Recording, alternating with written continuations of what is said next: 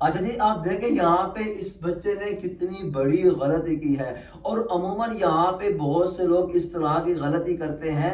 تو اگر آپ بھی ایسی مسٹیک کرتے ہیں تو ویڈیو آپ نے مکمل دیکھنی ہے اور دوسرے لوگوں تک بھی لازمی اس کو شیئر کرنی ہے تاکہ ان کی بھی غلطی درست ہو سکے۔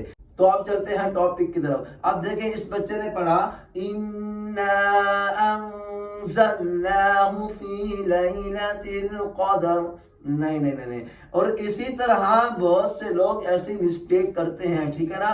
اب یہاں پہ فی لیلۃ القدر، قدر، حالانکہ یہاں پہ دیکھیں دال پہ جزم ہے، جو دال کی طرح شیپ بنی ہوتی ہے وہ جزم اس کو کہتے ہیں۔ تو جزم جس پہ بھی ہو تو ہم نے اس حرف کو ساکن کر دینا ہوتا ہے، اور ان میں سے 5 حروف ایسے ہیں جن میں ہم نے ساکن کرتے ہوئے اس پہ کلکلا کرنا ہوتا ہے، یعنی کہ آواز کو بالکل بند نہیں کرنا ہوتا، آواز کو تھوڑا سا ہم نے جھٹکے سے جاری رکھنا ہوتا ہے۔ جس طرح آپ دیکھیں یہاں پہ فی لیلۃ القدر، یہ اس کا صحیح تلفظ ہے، لیلۃ القدر، قدر۔ اب دیکھیں یہاں پہ ہم نے دال پہ ایک تو زبر نہیں پڑھنی، اور دوسرا دال کو ہم نے بالکل اس کی آواز کو بند نہیں کرنا۔ دیکھیں قدر، قدر، یہ آواز بند ہو رہی ہے، تو ہم نے اس پہ کلکلا کرنا ہے، فی لیلۃ القدر، فی لیلۃ القدر، ٹھیک ہے۔ تو یہ 5 حروف ایسے ہیں جن پہ ہم نے کلکلا کرنا ہوتا ہے۔ میں آپ کو یہ حروف بتا دیتا ہوں،